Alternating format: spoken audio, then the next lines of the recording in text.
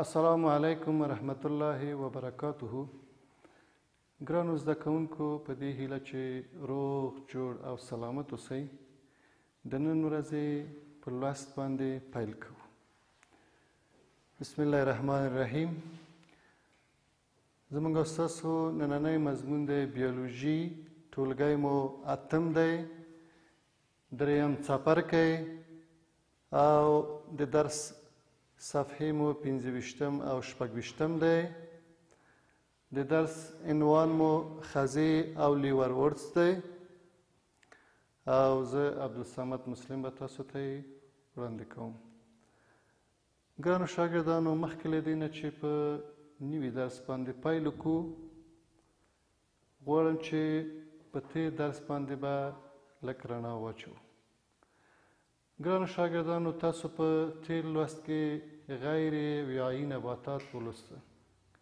غیر ویایي نباتات هغه نباتات دي چې دوی انتقالي انساج یعنی زایلم او فلویم نه لري.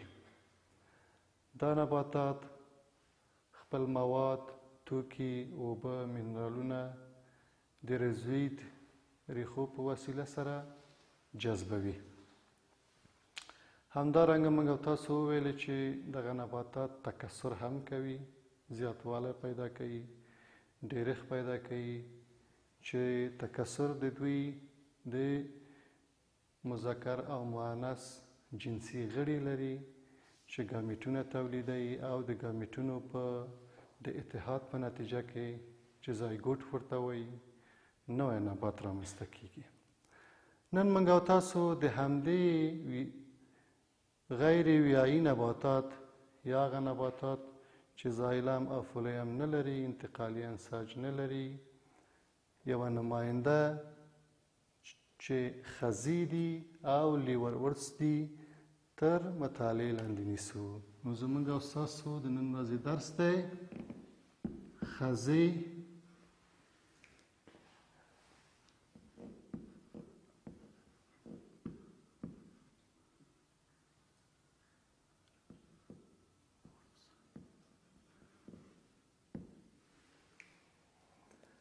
خزې او لیورورتس دا هغه نباتات دي چې انتقالي انساج نه لري، یعنی غیر ویایي نباتات دي. دغه نباتات چیرته پیدا کیږي؟ د ویالو پر غاړو پیدا کیږي،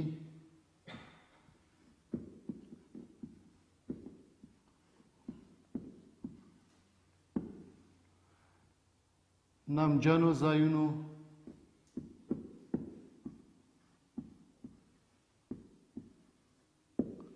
همدارنګه دغه نباتات په ګڼو ځنګلونو،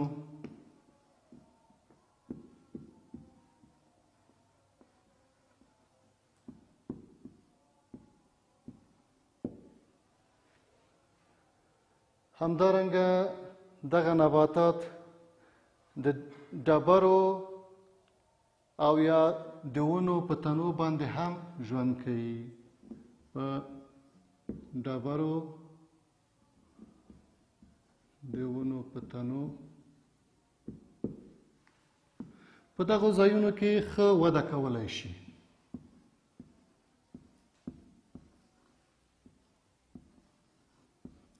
یعنی خزې او لیورورتس د ویالو پر غاړو، نمجنو ځایونو، د ډبرو د پاسه، په ګڼو ځنګلونو کې، همدارنګه د ونو په تنو کې دغه نبات یا دغه خزې او لیورورتس ښه وده کولی شي. همدارنګه دغه نبات آیا ډیرښت لري که نه لري؟ تکثر کوي که نه کوي؟ بلې، دغه نباتات 2 ډوله تکثر کوي.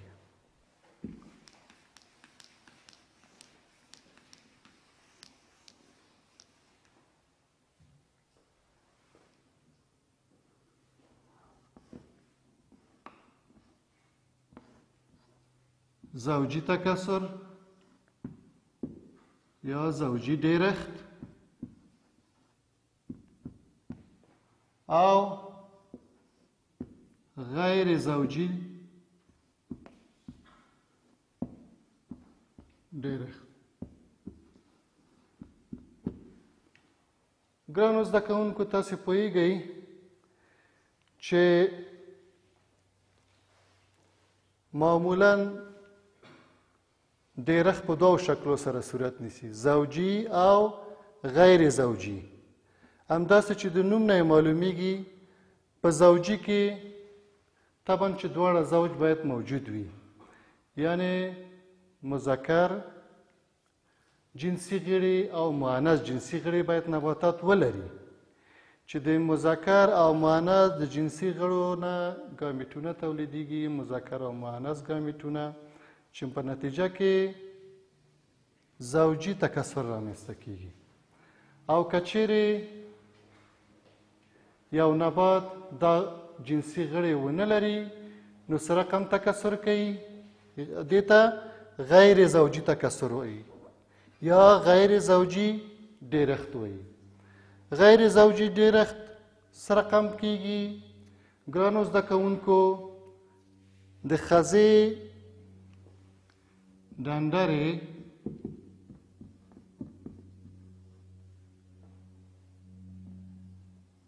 تیغې ته ورته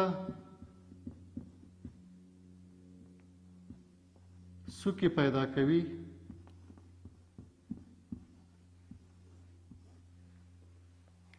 چې کله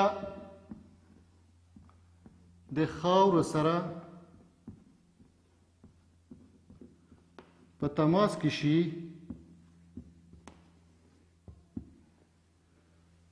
نو ټوټې ټوټې کیږي.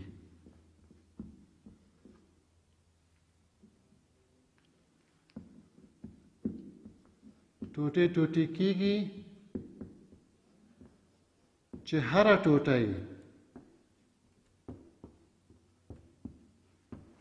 نوی نبات منځته راوړي.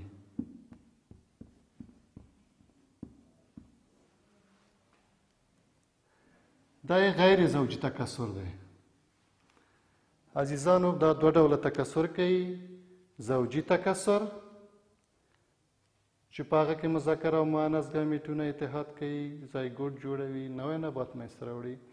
او هم دغه نبات دا توان لري، الله تعالی ورته دا قدرت ورکړی چې غیر زوجي ډیرښت هم وکړي، چې غیر زوجي تکثر په ډنډرو کې تیغې پیدا کیږي. دغه تیغې چې کله د خاورې سره په تماس کې شي نو ټوټه ټوټه کیږي، چې هره ټوټه یو نوی نبات رامنځته کوي.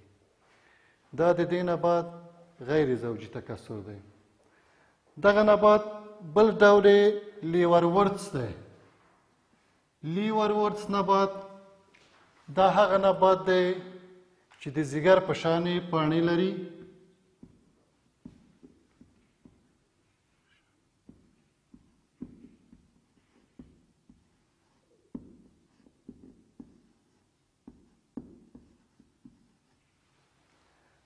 ځکه ورته لیورورتس وایي.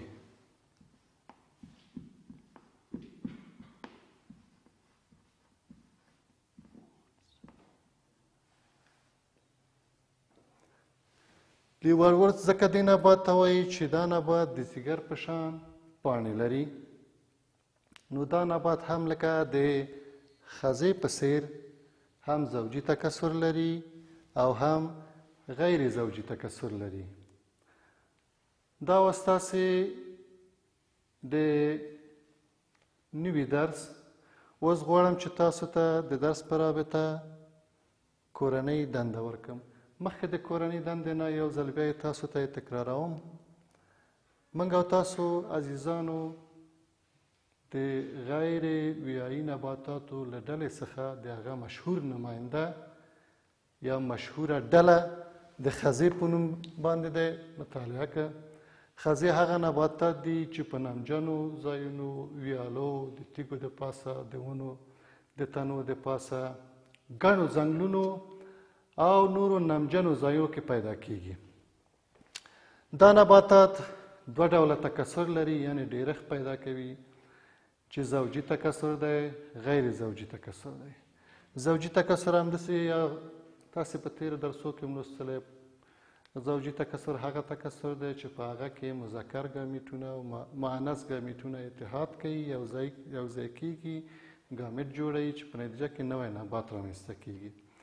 او غیر زوجي تکثر د ښځې او د غیر ویایي نباتاتو دا یو رقم تیغې پیدا کوي په خپلو ډنډرو کې چې دغه تیغې چې کله د خاورې سره په تماس کې شي نو ټوټې ټوټې کېږي چې هره ټوټه نوی نبات رامنځته کوي.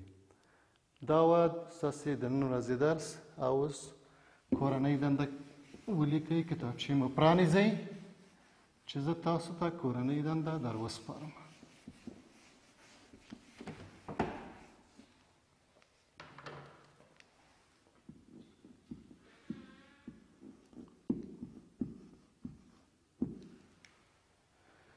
ګرانو شاګردانو چې کله کورونو ته لاړئ نو تاسې د ښځې نباتاتو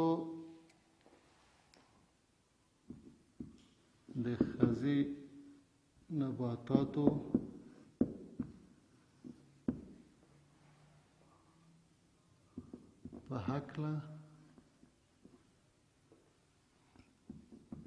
3 جملې ولیکئ.